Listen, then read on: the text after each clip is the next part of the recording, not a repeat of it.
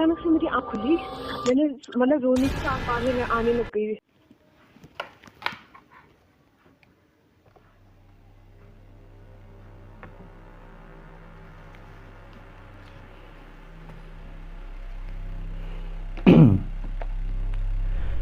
Hello guys, this is my first video. Also मैं बहुत पहले से ही वीडियो बनाना चाहता था, पर मुझे कुछ अच्छी स्टोरी मिल नहीं रही थी। लेकिन जो स्टोरी मैं आज आप सबको सुनाने जा रहा हूँ, ये बहुत ज़्यादा हॉरिफाइंग है, लिटरली बहुत ज़्यादा। तो मैं आपको सजेशन देना चाहूँगा कि जो लोग भी ऐसी वीडियो नहीं सुनते या जिन्हें बहुत ज़्यादा डर लगता है, वो ये वीडियो ना देखे, वो स्किप कर दे। तो ये स्टोरी मुझे 24 को सुबह सुनाई गई थी, तो मैंने डिसाइड किया कि मुझे इसकी शूटिंग रात को करनी चाहिए। तो जब मैं अपनी सेटअप वेटअप लगा के लगभग 1:30 बजे सेटअप लगा के बैठा, तो 24 को रात को दिल्ली में बहुत ज़्यादा तूफ़ान प्लस बारिश आ रही थी। तो फिर भी मैं अपनी रिकॉर्डिंग चालू करा, बट फिर लाइट चली गई और मेरे सोसाइटी के डॉग्स हैं वो रोने लगे। तो वो सिचुएशन मेरे लिए बहुत क्रीपी हो गई थी। तो मैंने ये रिकॉर्डिंग सेटअप वेटअप सब छोड़ के सोने का डिसाइड किया। मैंने जब टाइम चेक किया, मैं लगभग 2 बजे अपने बेड में चले गया था सोने के लिए। बट जब मेरी नींद लग रही थी, तब मैंने फ़ोन ऑन करके देखा तो लगभग 4 बज रहे थे। तो मतलब 2 घंटे जस्ट मैं बैठा था, लाइंग कर रहा था अपने बेड में, और वो थॉट्स मेरे मन में बार बार आ रहे थे, क्योंकि ये स्टोरी बहुत ज़्यादा हॉरिफाइंग है। तो ये स्टोरी बेसिकली नेपाल की है, और ये जिसने मुझे ये स्टोरी सुनाई है, अब मैं उसके बिहाफ में बताऊंगा। ये स्टोरी कोरोना से पहले की है। तो आओ स्टार्ट करते हैं। ये जो स्टोरी मैं आप आज सबको सुनाने जा रही हूँ, ये नेपाल से है। बट जो जिसकी स्टोरी है वो उत्तराखंड के छोटे से टाउन धारचूला में है। जैसे मैं आपको डिस्क्रिप्शन देता हूँ, ये नेपाल हुआ, ये बीच में पुल और इधर पे धारचूला। वो बरसात का समय था, बारिश हो रही थी, जिसके कारण लैंडस्लाइड्स हो रहे थे। तो मेरी फैमिली और मैंने डिसाइड किया कि कुछ समय के लिए हमें धारचूला से जाना चाहिए, क्योंकि बहुत ज़्यादा लैंडस्लाइड्स हो रहे थे। तो मेरे कुछ रिलेटिव्स नेपाल में थे, उन्होंने अपने घर हमें इनवाइट किया था। जब मैं उनके घर में गई, मुझे कुछ अच्छा नहीं लगा। वहाँ पर वो लड़की दिखती थी जिसने कुछ समय पहले सुसाइड कर लिया था। वो मेरे स्कूल में ही पढ़ती थी। उनका घर 3 फ्लोर का था।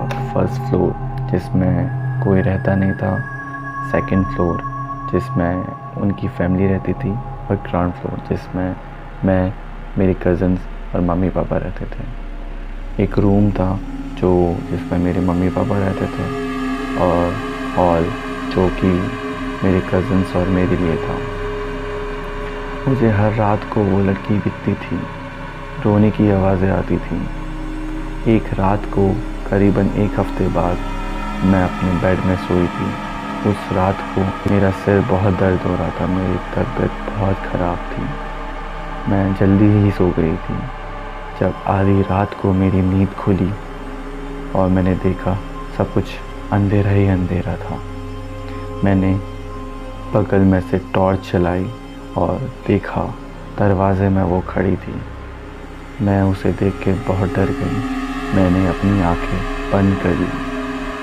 वो मेरे करीब आई और वो मुझे अपनी स्टोरी बताना चाहती थी। उसने अपनी जगह मुझे इमेजिनेशन कराई, जैसे कि मैं उसकी जगह हूँ।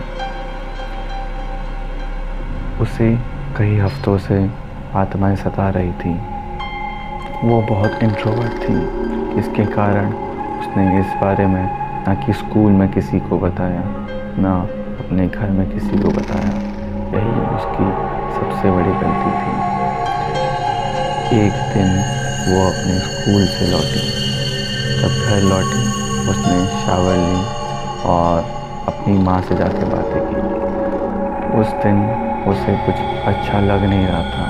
Anxiety, depression, tension.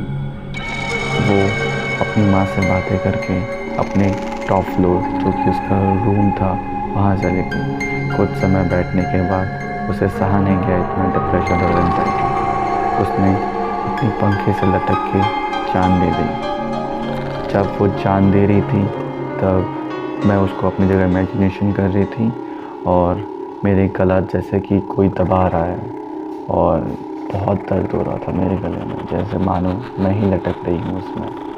जब उसकी डेथ हो गई तो मैंने देखा कुछ आत्माएं आई जो उसे बहुत टाइम से सता रही थी, वो उसे लेके गई।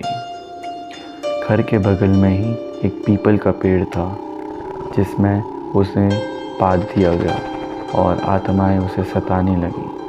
बहुत ज़्यादा मारा उसको, बहुत सताया, बहुत डराया। उसे जब पता चला कि उसकी डेथ हो चुकी है तो वो बहुत रोई, अपनी माँ को पुकारने लगी। ये सब देख के मैं बहुत ज़्यादा डर गई।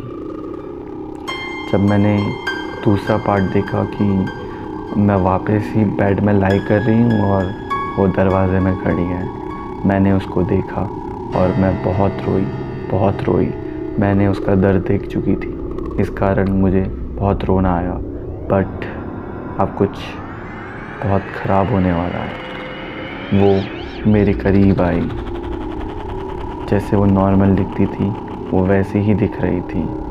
वो मेरे करीब आई बट लास्ट में जब वो मेरे बहुत करीब पहुंच गई, उसके बाल बिखर गए, उसका चेहरा सफ़ेद, मानो उसकी डेड हो चुकी वो बहुत पहले से ही और सफ़ेद जैसे मुर्दों का होता है। उसकी आंखें लाल और काली। उसने मेरा गला दबा दिया। मैं चिल्ला नहीं पा रही थी, मैं हिल नहीं पा रही थी। बहुत देर तक कोशिश करने के बाद मैं जैसे तैसे करके दरवाजे में पहुंची। दरवाजे में पहुंच के मैंने अपनी माँ पापा को बुलाया। वो दौड़े दौड़े आए। मैं बहुत रोई उस रात को। मैं 2-3 घंटे तक रोती रही, बस रोती रही बिना रुके। सुबह होते ही मेरी फैमिली ने मुझे पंडित जी के पास ले गए। फिर उन्होंने मुझे देखा और उन्होंने बताया कि आपकी बेटी में भगवान आने वाले हैं। बेसिकली जब कोई भगवान पोजेस करने वाले होते हैं उसको उससे पहले जो आत्माएं होती हैं वो उसे डराती हैं। तो यही कारण था कि बाकी आत्माएं मुझे परेशान कर रही थी।